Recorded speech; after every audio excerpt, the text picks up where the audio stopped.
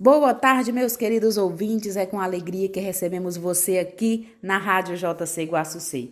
E com a paz do Senhor em nossos corações, possamos caminhar junto em busca de Cristo, né, meus irmãos? Ele que veio ao mundo para nos salvar. Ele que nos dá a certeza de que ao seguirmos, entraremos no reino dos céus.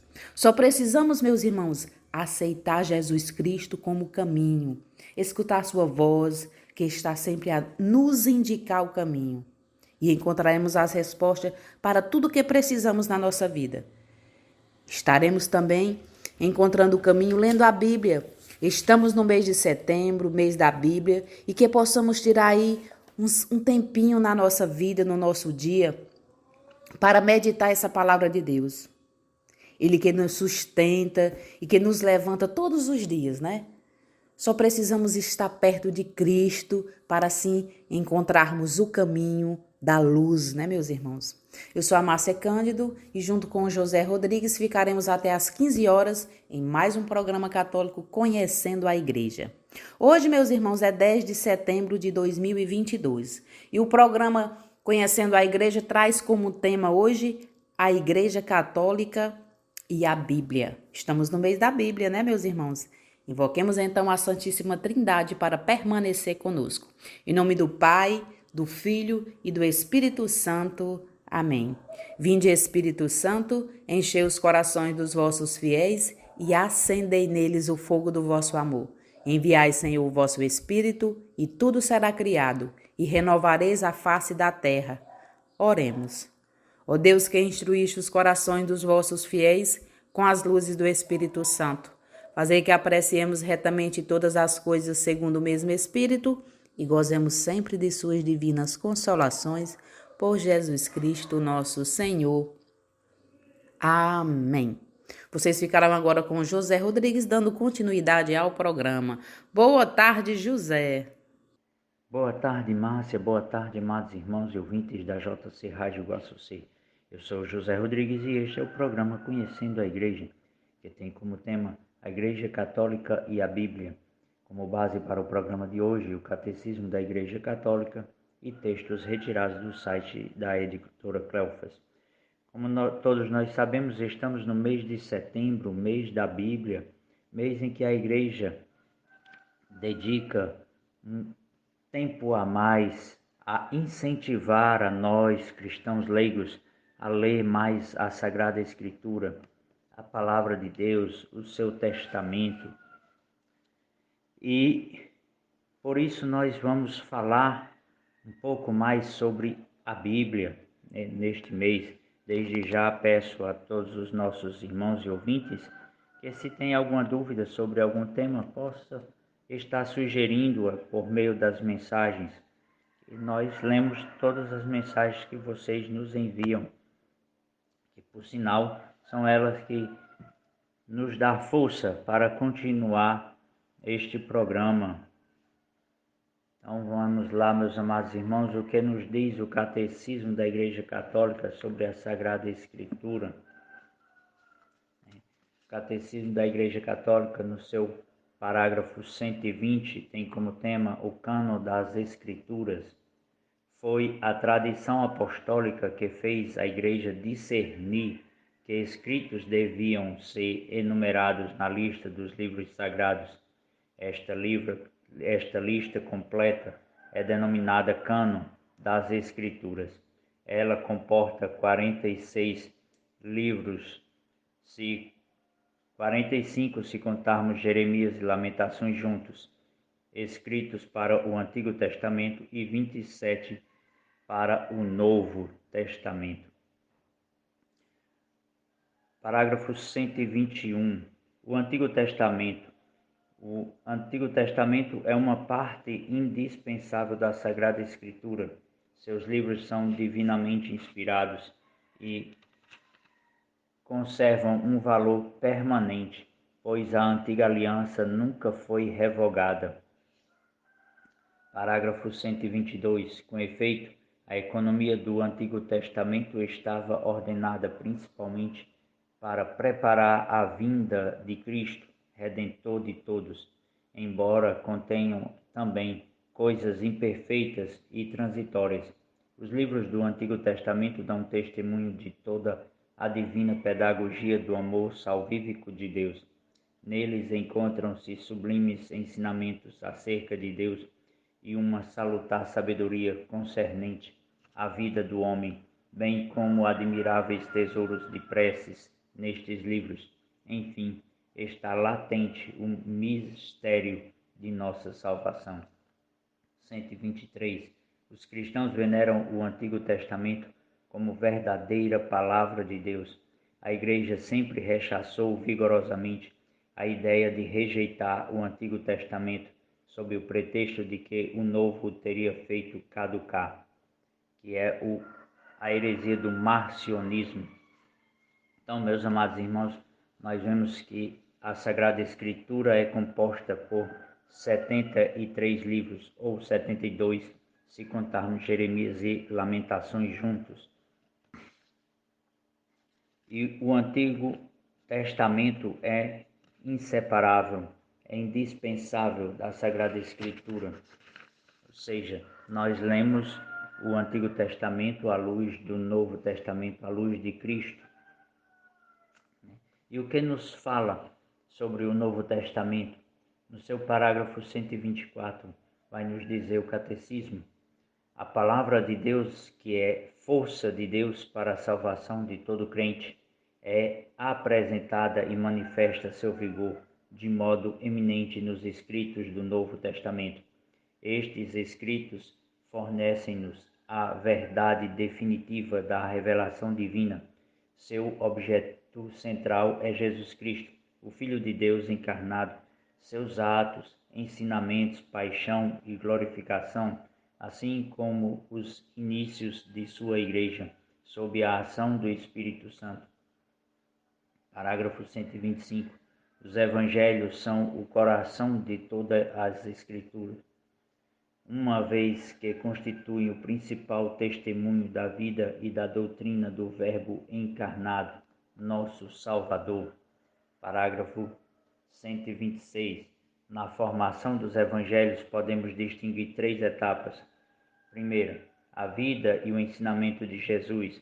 A Igreja defende firmemente que os 4 Evangelhos, cuja historicidade afirma sem hesitação, transmitem fielmente aquilo que Jesus, Filho de Deus, ao viver entre os homens, realmente fez e ensinou para a eterna salvação deles, até o dia em que foi elevado.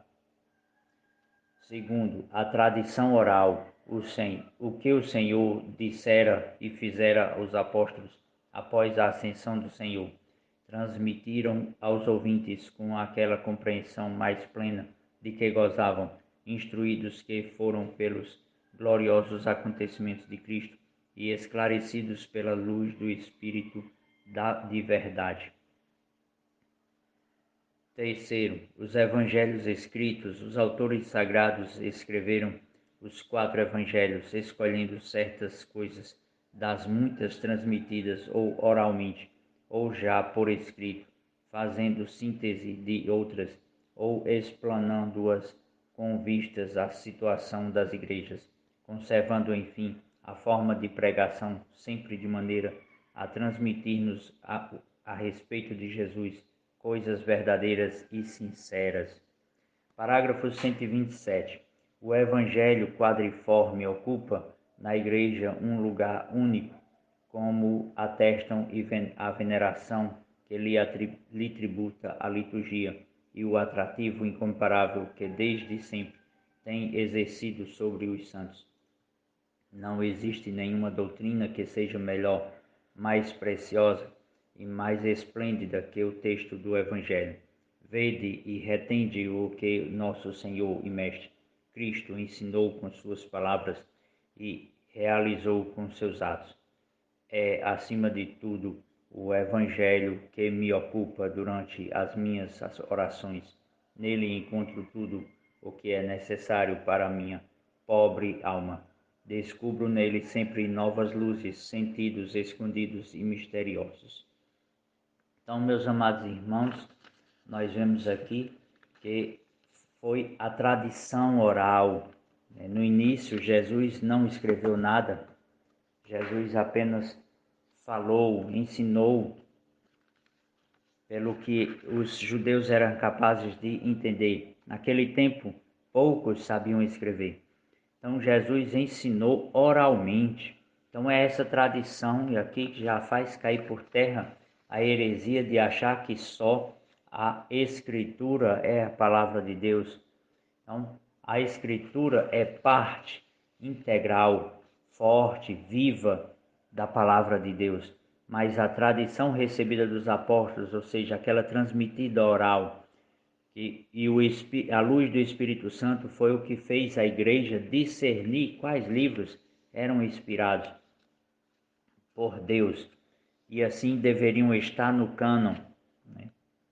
No parágrafo 138, a igreja recebe e venera como inspirados os 46 livros do Antigo e os 27 do Novo Testamento. Então, meus amados irmãos, é a palavra de Deus inspirada pelo Espírito Santo, escrita por homens, mas inspirada por Deus por meio do Espírito Santo.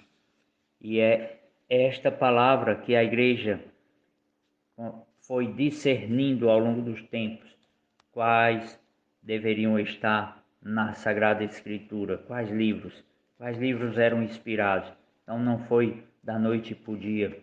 Na Bíblia mesmo não está escrito quais livros deveriam estar na Sagrada Escritura, quais livros eram inspirados por Deus para pertencer ao cânon da igreja. Então aí já cai por terra esta heresia.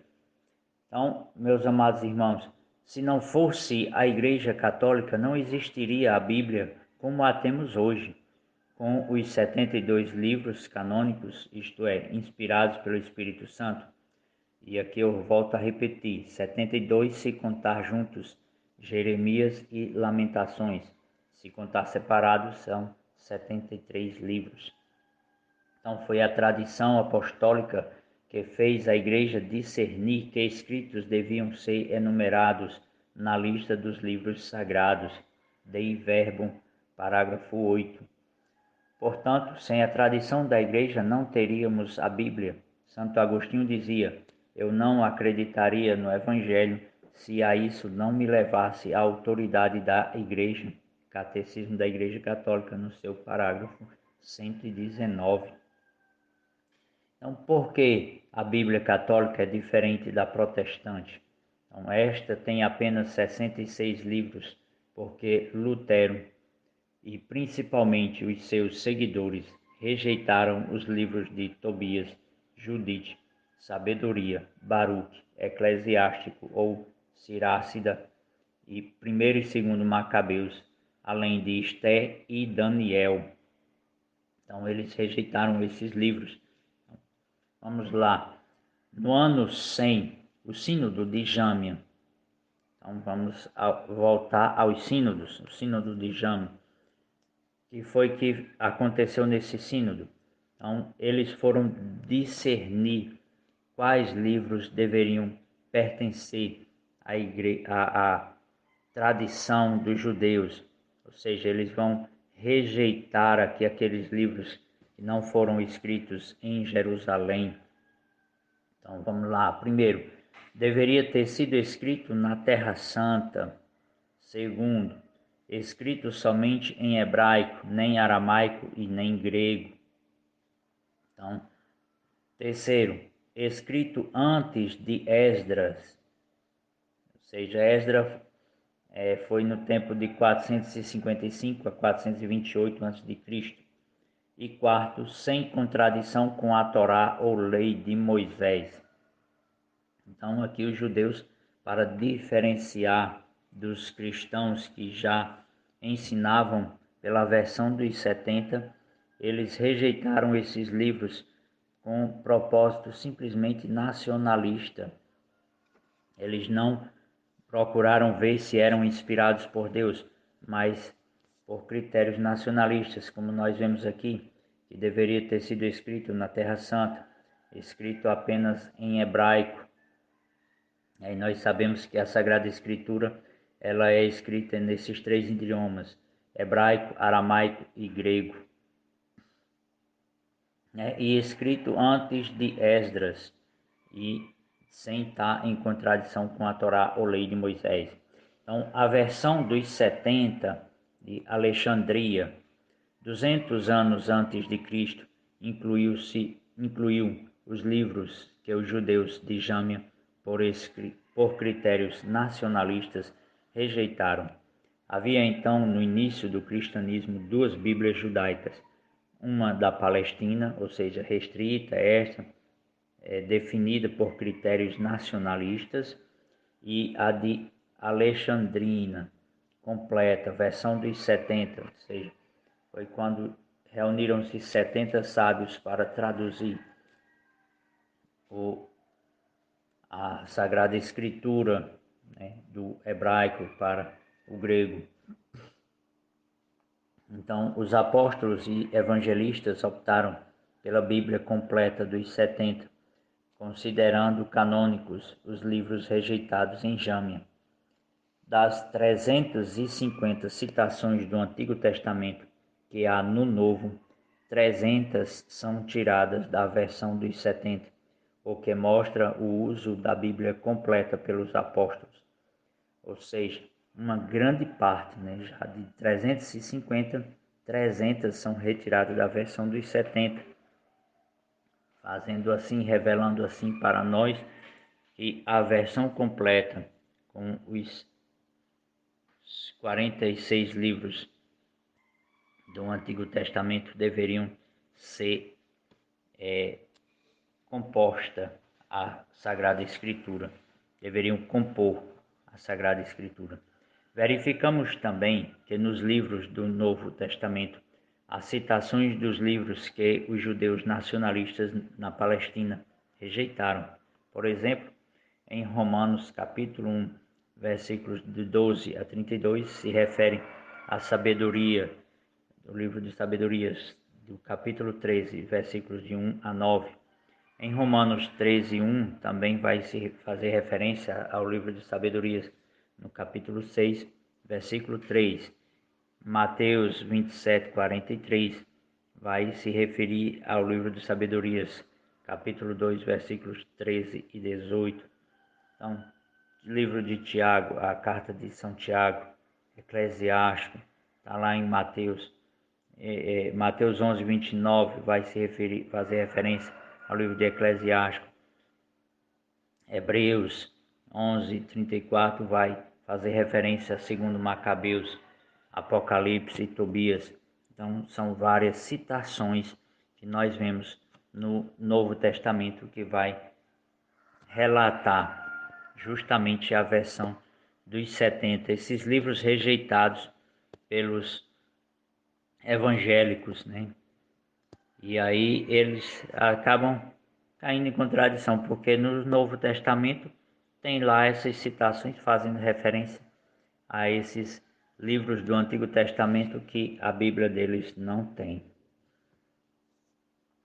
Nos mais antigos escritos dos santos padres da Igreja, ou seja, a patrística, que nós já conversamos sobre ela aqui no programa, os livros rejeitados pelos protestantes, ou seja, eles chamam de deuterocanônicos, são citados como Sagrada Escritura. São Clemente de Roma, Papa, no ano de 95, escreveu a carta aos Coríntios citando Judite, Sabedoria, fragmentos de Daniel, Tobias e Eclesiástico, livros rejeitados pelos protestantes. Pastor de Hermas, no ano 140, faz amplo uso de Eclesiástico e do segundo Macabeus. Ou seja, nós vemos aqui ainda no primeiro século, São Clemente de Roma citando esses livros rejeitados numa carta à igreja de Corinto, aos Coríntios. O pastor de Hermas, já no segundo século, também vai fazer amplo uso do livro de Eclesiástico e de segundo Macabeus. São Hipólito comenta o livro de Daniel com os fragmentos deuterocanônicos rejeitados pelos protestantes e cita como Sagrada Escritura, Sabedoria, Baruque, Tobias, 1º e 2º Macabeus. Vários concílios confirmam isto. Os concílios regionais de Hipona, no ano 393, Cartago II, 397, Cartago IV, 419, Trullos, 692, principalmente os concílios ecumênicos de Florença, 1442, Trento, 1546 e Vaticano I, 1870. Então, ou seja, aqui a sagrada tradição, o sagrado magistério da Igreja vai definindo, citando como cânon para a Sagrada Escritura os livros que hoje compõem a nossa Bíblia Sagrada, né? Os 72 ou 73, se contarmos Jeremias e Lamentações separados. Então nós vemos aqui o tripé da nossa fé, né? A Sagrada Escritura, o Sagrado Magistério e a Sagrada Tradição. O que é a Sagrada Tradição? Aquilo que foi transmitido oralmente, que foi recebido oralmente dos apóstolos. Então Lutero, ao traduzir a Bíblia para o alemão, traduziu também os 7 livros deuterocanônicos, na sua edição de 1534, e as sociedades bíblicas protestantes até o século XIX incluíam os 7 livros nas edições da Bíblia. Pela tradição, torna-se conhecido à Igreja o cânon completo dos livros sagrados, e as próprias Sagradas Escrituras são nelas cada vez mais profundamente compreendidas e se fazem sem cessar atuantes de verbo. Ou seja, meus amados irmãos, nós vemos aqui que Lutero traduziu a Bíblia por completo, mas os seus discípulos, né, ou seja, aqueles protestantes que foram pós a morte de Lutero, então eles começaram a deturpar e retiraram esses livros. A Bíblia não define o seu catálogo, isto é, não há um livro da Bíblia que diga qual é o índice dela. Assim, este só pode ter sido feito pela tradição dos apóstolos, pela tradição oral que de geração em geração chegou até nós. A Vulgata, o Papa São Damaso, 366-384, no século IV, pediu a São Jerônimo que fizesse uma revisão das muitas traduções latinas que havia da Bíblia. São Jerônimo revisou o texto grego do Novo Testamento e traduziu do hebraico o Antigo Testamento, dando origem ao texto latino chamado de Vulgata, usado até hoje. Então, São Jerônimo fez esse trabalho, um monge muito erudito que sabia falar aramaico, hebraico, grego, latim. Então aí nós vemos um poliglota, um padre da igreja que fez essa revisão, traduzindo a Sagrada Escritura para o latim, na tradução conhecida como Vulgata, que é usada até hoje. Então, meus amados irmãos, aqui tempo de um pequeno intervalo, ouvir uma música e já já retornamos. Já retornamos, amados irmãos. Como eu disse antes, tem um pequeno intervalo e já retornaríamos. Então, quantos são os livros que compõem a Bíblia? A Bíblia compreende 46 escritos do Antigo e 27 do Novo Testamento. O elenco completo dos livros sagrados que a Igreja reconhece como inspirados é chamado cânon das Escrituras Sagradas. Então, o que significa dizer que a Bíblia é inspirada? Significa que o Espírito Santo inspirou os autores humanos da Bíblia, os quais escreveram o que ele lhes ensinou. E por que a Sagrada Escritura ensina a verdade? É uma pergunta que nós devemos nos fazer. Por que ela ensina a verdade?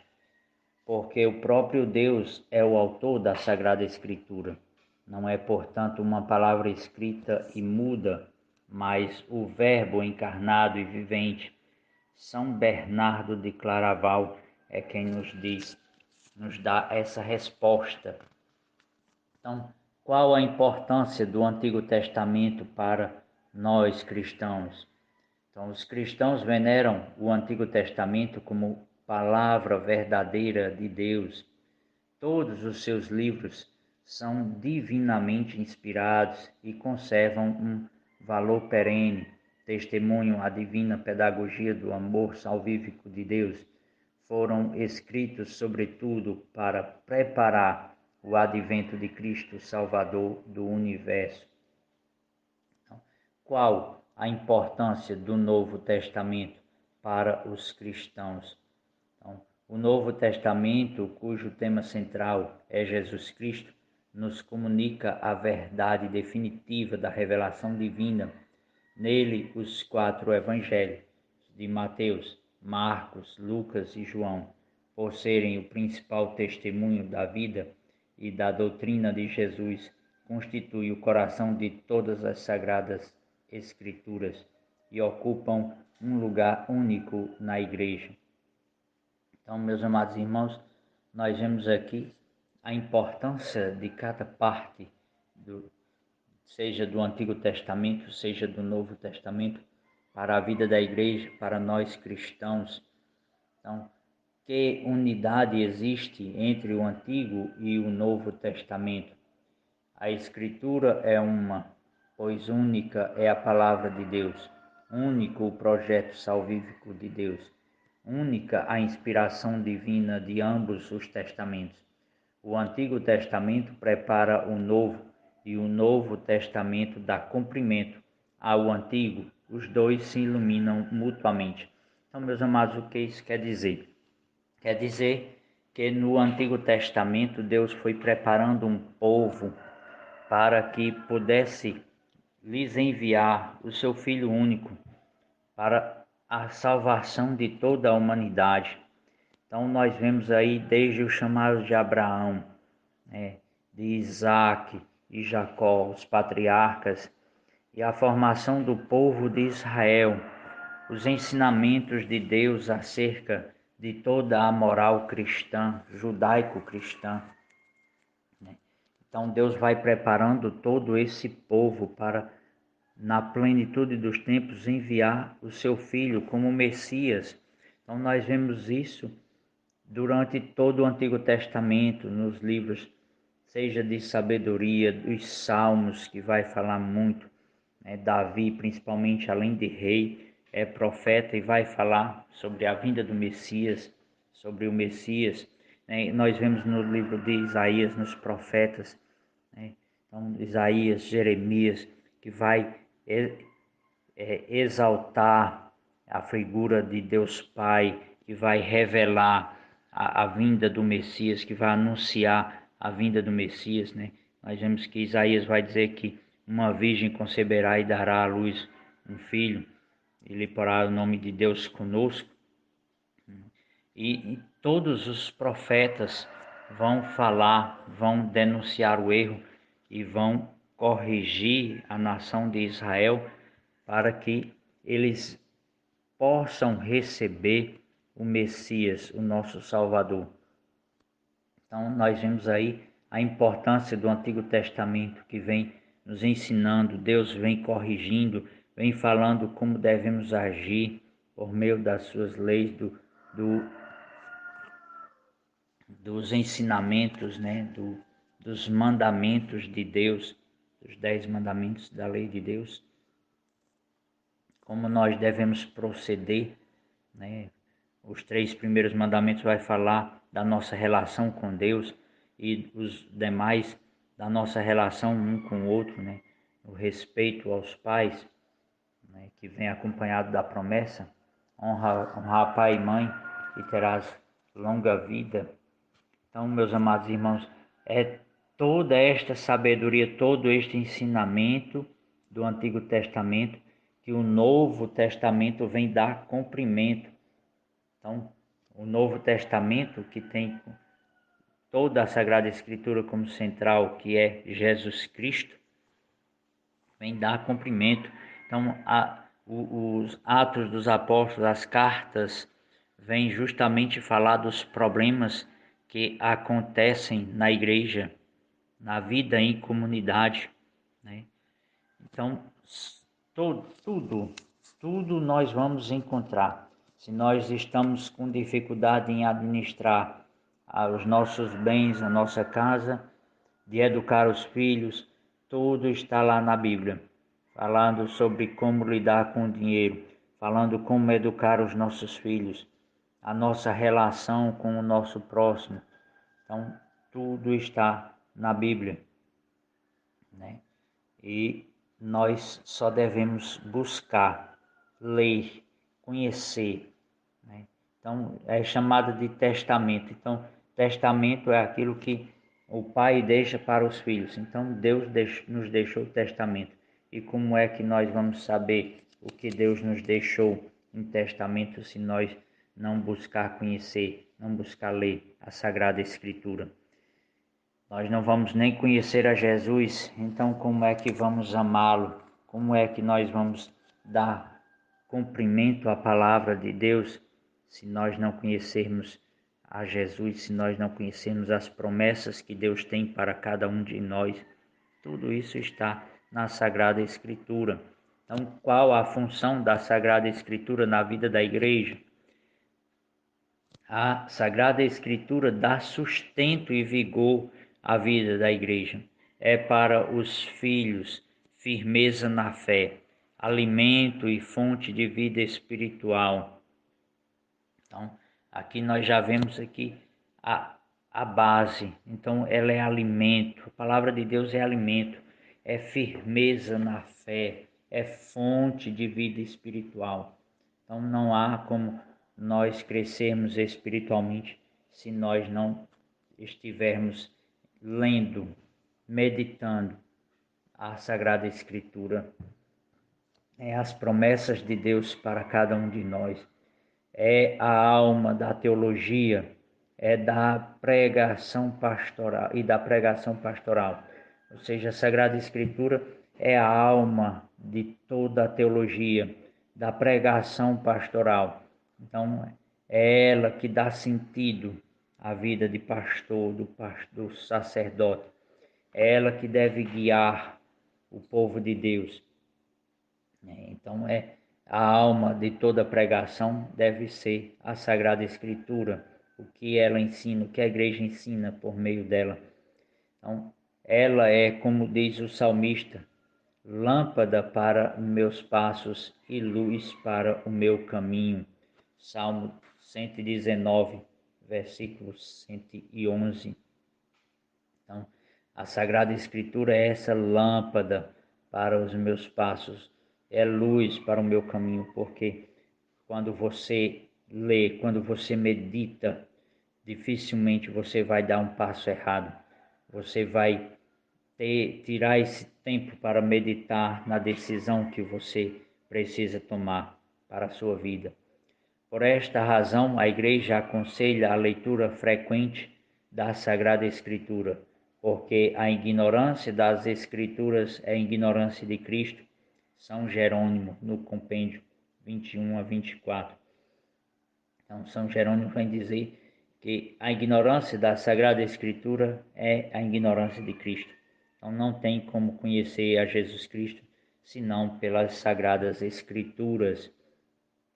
Então, é lá que está a palavra de Deus, o Verbo encarnado, nosso Senhor Jesus Cristo. Por isso que ela é viva, porque é inspirada pelo Espírito Santo. Ela que vai dar sentido, ela que vai guiar as nossas decisões como cristãos.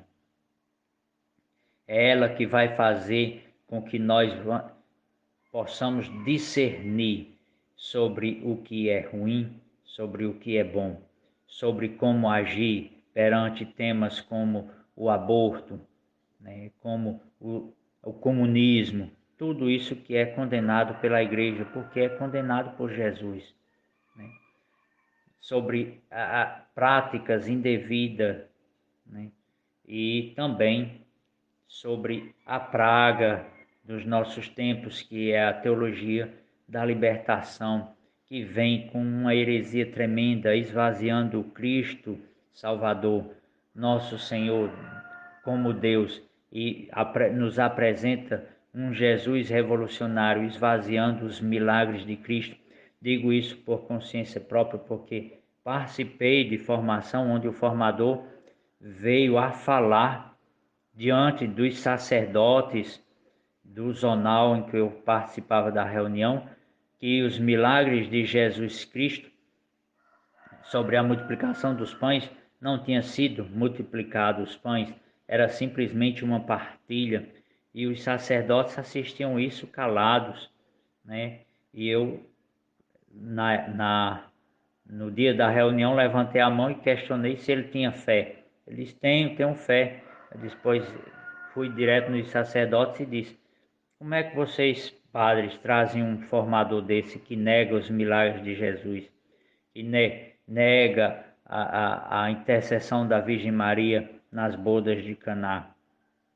Então, é um mal, uma praga que deve ser combatida, que deve ser rechaçada, porque esvazia o Cristo Salvador, a pessoa divina de nosso Senhor Jesus Cristo, para nos apresentar um falso Jesus, um falso Deus, que é o Deus Estado, por meio da ditadura do proletariado, por meio de uma coisa falsa, que esvazia a igreja, que esvazia a religião, porque é isso que eles querem, que o comunismo quer, tirar Deus do nosso coração, porque fica muito mais fácil manipular as pessoas quando não se tem Deus no coração, quando não se conhece a verdade ensinada pela igreja, pela doutrina da Igreja Católica.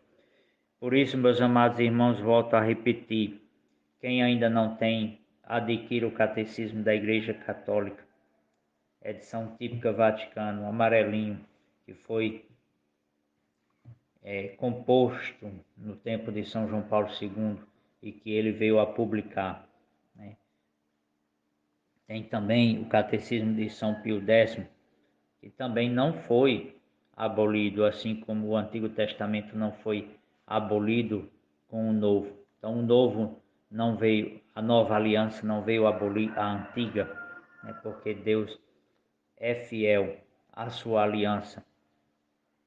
Então, meus amados irmãos, é muito gratificante a gente poder conhecer, poder falar das Sagradas Escrituras, né, nesse tempo favorável para a igreja, que é o mês de setembro, um mês dedicado às Sagradas Escrituras. Então, que você, meu amado irmão e ouvinte, possa tirar um tempinho, ler a Sagrada Escritura, tirar um livro, por exemplo, as cartas de São Paulo, seja aos Coríntios, seja aos Gálatas, e tirar um tempo para meditar. A igreja já concede a indulgência quando se medita a Sagrada Escritura, no mínimo por 30 minutos. Então, que cada um de nós possa tirar esse tempo para meditar um pouco a Sagrada Escritura, não só neste mês, mas principalmente neste mês, né? Como faziam os grandes santos, São Jerônimo, São João Maria Vianney e tantos outros grandes santos da nossa Igreja Católica, porque é conhecendo a Sagrada Escritura que você vai conseguir discernir o seu caminho de crescimento espiritual, conhecendo um pouco a vida dos santos. Então, que Deus possa nos iluminar para este caminho. Então, hoje, sábado, dia 10, o Evangelho de nosso Senhor Jesus Cristo é segundo Lucas. Naquele tempo, disse Jesus aos seus discípulos: não existe árvore boa que dê frutos ruins, nem árvore ruim que dê frutos bons. Toda árvore é reconhecida pelos seus frutos.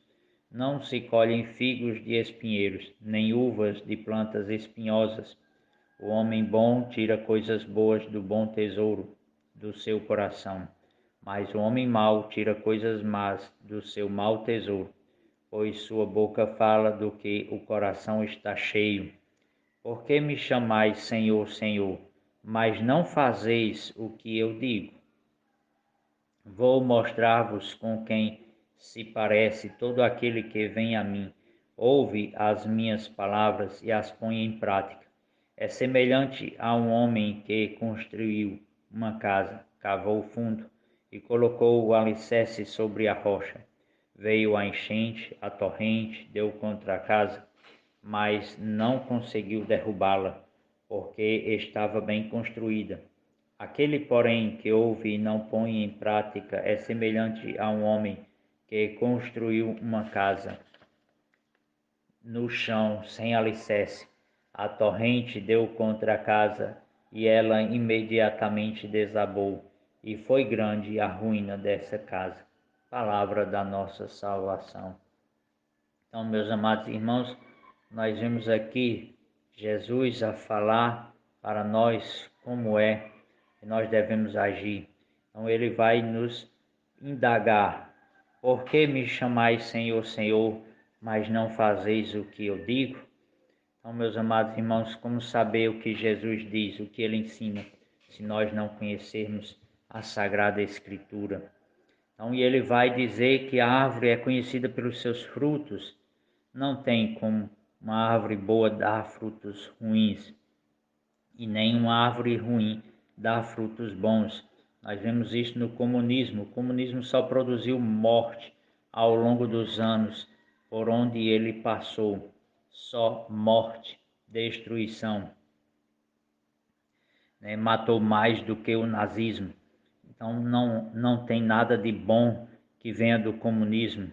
A teologia da libertação que mata Deus no coração dos homens, porque quando você diz que os milagres de Jesus foram simplesmente uma partilha, você está esvaziando a pessoa de Jesus como Deus. Então não vem coisa boa da teologia da libertação, só vem coisa ruim. É uma árvore ruim, uma árvore podre, né? Infelizmente está dentro da igreja, da estrutura da igreja, não da igreja verdadeira de nosso Senhor Jesus Cristo, que é justamente a rocha, né, na qual nós devemos construir a nossa casa.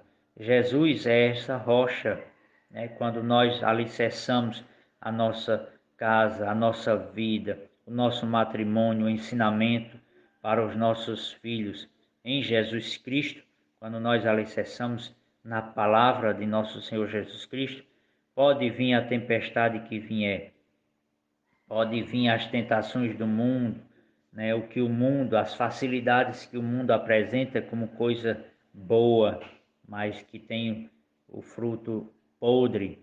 Então, não vai conseguir derrubar, não vai conseguir fazer com que nós nos percamos durante o caminho de salvação. E ao contrário, se nós não construirmos a nossa vida na rocha que é nosso Senhor Jesus Cristo, qualquer tempestadezinha, qualquer ventinho que venha, qualquer pressão da sociedade para aceitar o que o mundo prega, o que o comunismo prega, o que a teologia da libertação prega, né? Nós vamos cair e grande vai ser a nossa ruína, porque Jesus é quem nos salva. Jesus é quem dá sentido à nossa vida, é quem dá sentido ao matrimônio, é quem vai dar sentido ao nosso viver. Nós temos uma sede dentro de nós, uma sede de Jesus, uma sede de Deus, que só Ele pode saciar.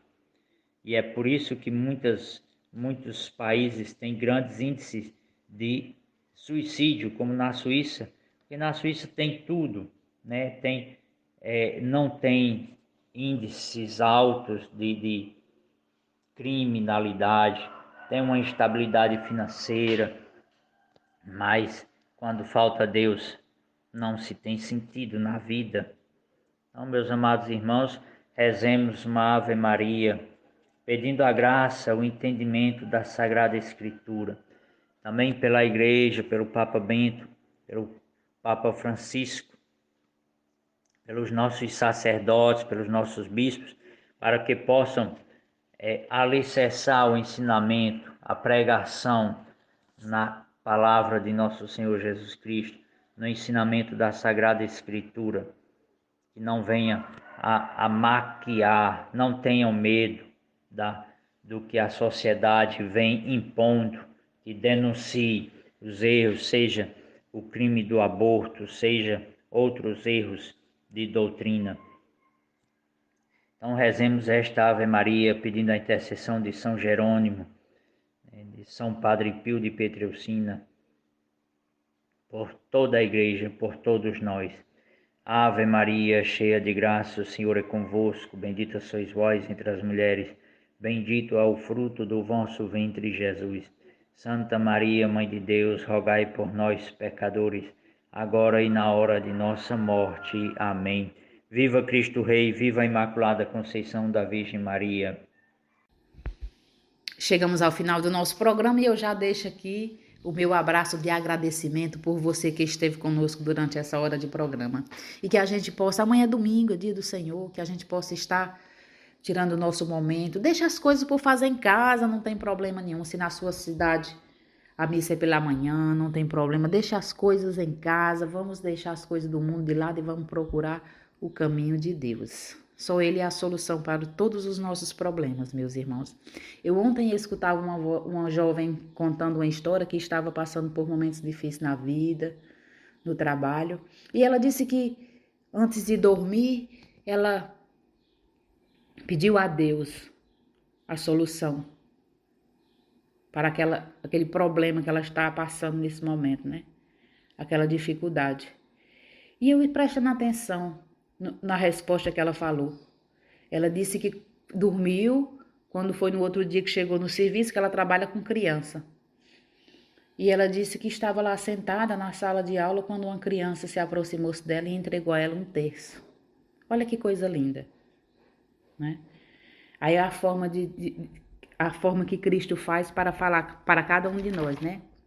A demonstração que Deus está sempre ali presente na nossa vida, né? E que Maria, Mãe de Deus e nossa Mãe, está ali, sempre a nos indicar o caminho, né? Maria não nos salva, mas ela aponta esse caminho. Tá aí a solução para os nossos problemas, meus irmãos. Vamos nos aproximar de Deus. Ele é a luz no fim do túnel. Às vezes você acha que está na escuridão, é porque você não enxerga aonde está o caminho da salvação. Vamos estar procurando a Deus. Esse mundo é passageiro. Nós temos que fazer o nosso caminho para o outro mundo através da oração. Romper o nosso coração que é duro. Vamos estar olhando para a dificuldade do próximo. Vamos estar ajudando a quem precisa. Esse é o caminho, meus irmãos. Um forte abraço a todos. Muito obrigada pela sintonia. Vem aí, Hora da Misericórdia com o Padre Reginaldo Manzotti. Um forte abraço e até no próximo sábado, se assim Deus nos permitir.